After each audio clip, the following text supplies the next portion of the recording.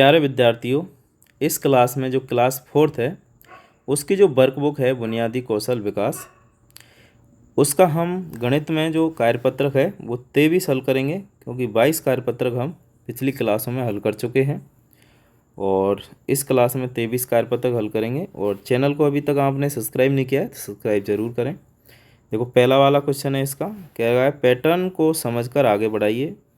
अब जैसे यहाँ देखें इस वाली लाइन में तो ए बी बी सी सी और डी डी, तो यहाँ आ जाएगा ई ई, फिर यहाँ आ जाएगा एफ एफ और यहाँ आ जाएगा जी जी। ठीक है, इसके बाद में ए और B, B C, C D और डी ई, तो यहाँ आ जाएगा ई एफ और यहाँ आ जाएगा एफ जी और यहाँ आ जाएगा जी। जी के बाद आगे का आ जाएगा एच, है ना, इस प्रकार से।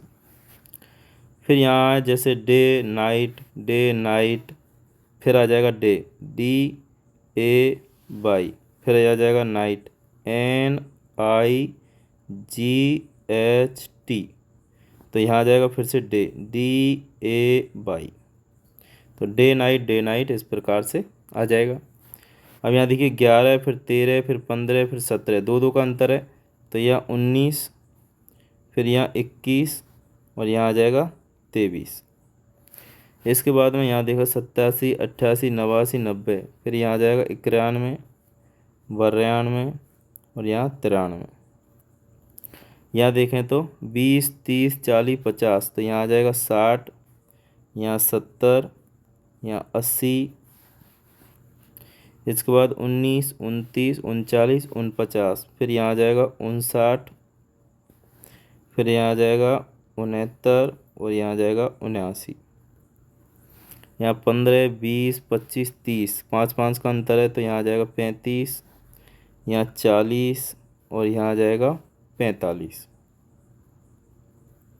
इसके बाद में 1 विषम, 2 सम, 3 विषम, 4 सम, फिर 5 आ जाएगा विषम, 5 आ जाएगा विषम, फिर 6 आ जाएगा सम और 7 आ जाएगा विषम, इस प्रकार से, है ना। फिर यहाँ 1, 11, फिर यहाँ 1000, 11, 111, फिर यहाँ जाएगा 1, 2, 3, 4, 5, 1, 2, 3, 4, 5, 6, 1, 2, 3, 4, 5, 6, 7, मतलब एक एक का बढ़ाना है। अब यहाँ देखें एरो, फिर यहाँ 90 डिग्री घूम गया, फिर इधर 90 घूम गया, फिर इधर। अब यहाँ से 90 डिग्री घुमाएंगे तो तीर का निशान कैसे आएगा, ऐसे आएगा। फिर इसको 90 डिग्री घुमा देंगे तो तीर का निशान ऐसे आएगा, फिर इसको 90 डिग्री घुमा देंगे तीर का निशान ऐसे आएगा। इधर फिर से 90 डिग्री घूम रहा है, तो इसको फिर से हम 90 डिग्री घुमाएंगे तो ये वाला तीर का निशान ऐसे बन जाएगा। फिर इसको 90 डिग्री घुमाएंगे तो ये तीर का निशान ऐसे बन जाएगा, देखो कुछ। फिर इसको 90 डिग्री घुमाएंगे तो ये तीर का निशान कुछ ऐसा बनेगा। ठीक है, अब यहाँ देखो, यहाँ ये पूरा ब्लैक है और ये हॉल है, तो एक बार इसको यहाँ से यहाँ शिफ्ट कर दिया तो ये नीचे आ गया। इसको हम इधर शिफ्ट कर देंगे तो ये नीचे आ जाएगा ऐसे। अब ये यहाँ गया, ठीक है।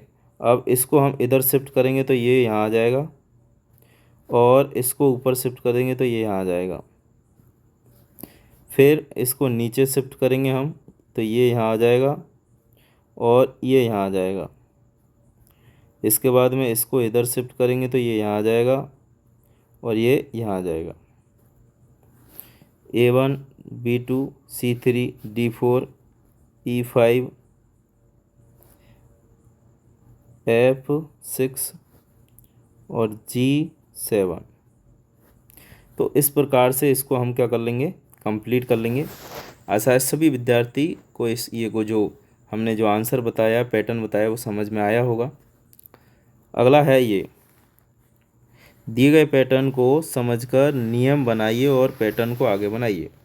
तो नियम भी बनाना है हमें, जैसे 7, उसके बाद में 9, 11, 13, 13 के बाद में आ जाएगा 15, 15 के बाद 17, इसके बाद 19, 19 के बाद 21।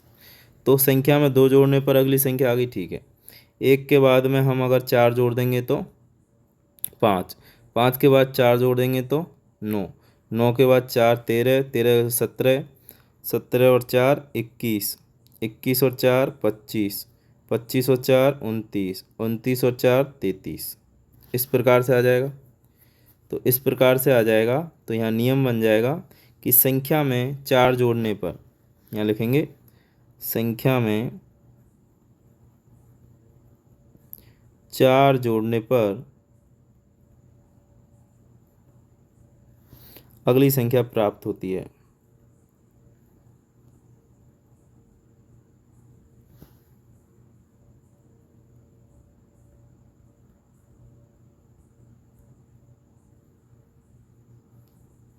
तो हम क्या बोलेंगे, संख्या में अगर हमने क्या जोड़ दिया, 4 जोड़ दिया, तो क्या प्राप्त हो जाएगी, अगली संख्या प्राप्त हो जाएगी। इस प्रकार से फिर यहाँ आ जाता है, यहाँ देखें 2, फिर 4, फिर 8, यानी संख्या को 2 से गुणा करने पर, तो यहाँ आ जाएगा 16 दूनी 32, 32 दूनी 64, 64 दूनी 128, 128 दूनी 256। इस प्रकार से आ जाएगा। तो संख्या को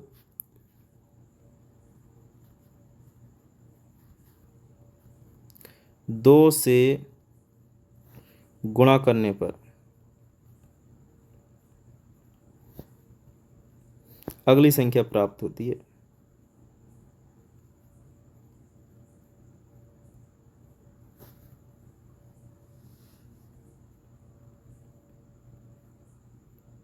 तो संख्या को हमने क्या किया, 2 से गुणा किया, तो अगली संख्या हमें प्राप्त हो गई। इस प्रकार से इसको हल कर लेंगे। फिर आ जाएगा अगला, यहाँ देखिए 3 दूनी 6, 3 ताई 9, 3 चौका 12, 3 पंजे 15, 3 छः 18, 3 7 21 और 3 8 24। तो संख्या को 3 से गुणा करने पर अगली संख्या प्राप्त होगी। संख्या को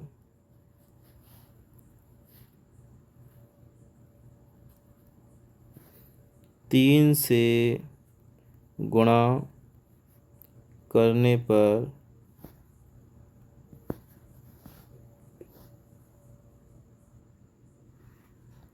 संख्या को 3 से गुणा करने पर अगली संख्या प्राप्त होती है।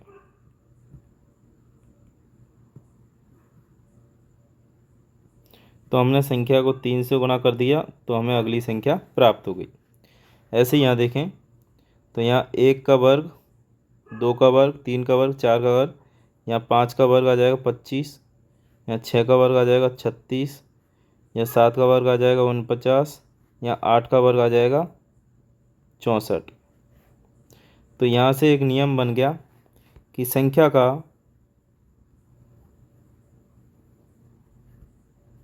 वर्ग करने पर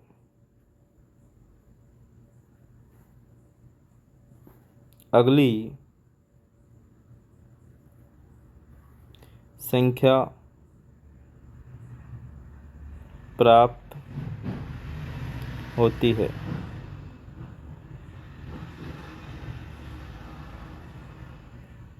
संख्या का वर्ग करने पर अगली संख्या प्राप्त होती है। तो इस प्रकार से आ जाएगा ये। तो यहाँ पर हमने ये पैटर्न को आगे बढ़ाया और उत्तर लिख दिए इसके। नेक्स्ट है फिर यहाँ पर संख्या पैटर्न को समझकर रिक्त स्थानों की पूर्ति करें।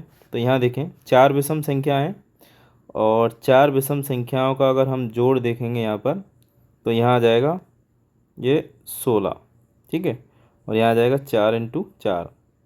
और यहाँ इसमें देखें तो ये कितनी विषम संख्या है, यहाँ पर 5 विषम संख्याएँ। तो 5 विषम संख्याओं का योग होगा 25, है ना। 1 के बाद में आ जाएगी यहाँ 3, 3 के बाद में आ जाएगी 5, 5 के बाद 7, 7 के बाद में आ जाएगी यहाँ पर 9। तो इनका योग हो जाएगा कितना, 25। 1 और 3 4 और 5 9, 18, 18 7 25। ऐसे यहाँ देखें तो यहाँ पे आ जाएगा 9 और यहाँ आ जाएगा 3। अच्छा यहाँ पर देखें 36, तो यानी 6 विषम संख्या होनी चाहिए। तो 1 के बाद 3, 3 के बाद 5, 5 के बाद 7, 7 के बाद 9, 9 के बाद 11। यहाँ 36 यानी इसको लिख देंगे 6 इंटू 6।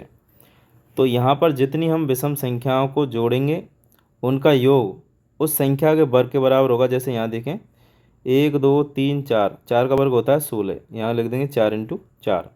ऐसे ही यहाँ देखें 1 2 3, तो यहाँ 3 का वर्ग होता है 9 और 3 इंटू 3। इस प्रकार से हम इसको उत्तर लिखेंगे। आशा है सभी विद्यार्थी इस क्लास को अच्छे से समझ गए होंगे और इस क्लास में बस इतना ही। अगले जो कार्यपत्रक हैं अगली क्लास में हल कर लेंगे। चलिए चैनल पर नए हैं तो सब्सक्राइब जरूर कर लेना। थैंक